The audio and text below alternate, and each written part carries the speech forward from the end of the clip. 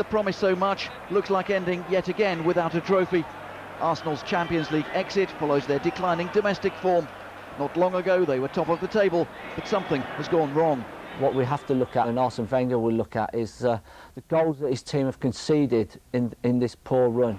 And they've let in a lot of goals. And I think when you look back and you have to be critical of your own performances, he'll say that they probably could have stopped at least half of them, and that would make a massive difference. I think they've tired a bit.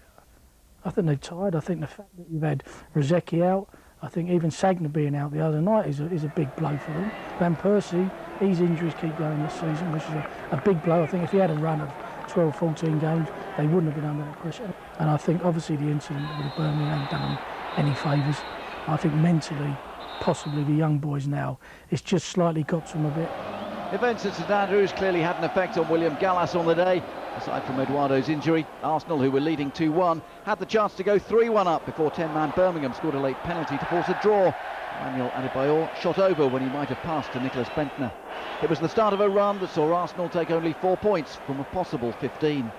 With fewer players than his rivals, Arsene Wenger's squad has been found wanting.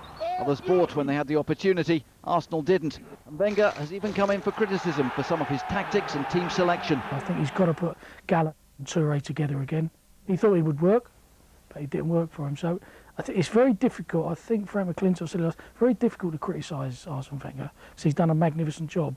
But there's certain decisions, when you make them, sometimes they work, sometimes they don't. And Sansom, says Theo Walcott, who was so impressive after coming on against AC Milan, setting up Adebayor to score.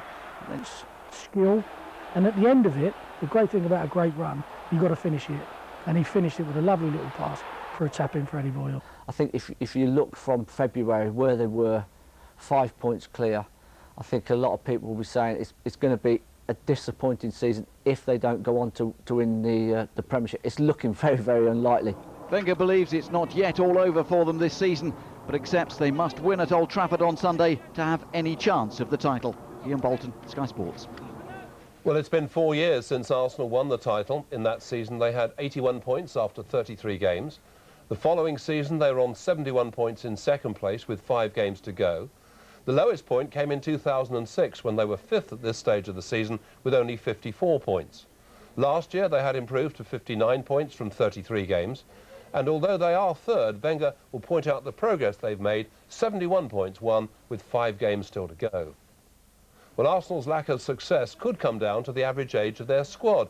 Chelsea have the oldest of the top 4 at 27 years and 9 months.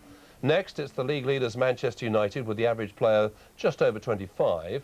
Liverpool's squad have an average age of 24 years and 4 months, whilst for Arsenal, it's just over 23. That's 4.5 years younger on average than the Chelsea players. And Arsenal head to Old Trafford on Sunday. A win would put them within 3 points of the leaders. Anything less would effectively end their season. Coverage starts at 3:30. It's on Sky Sports 1 and in HD as well.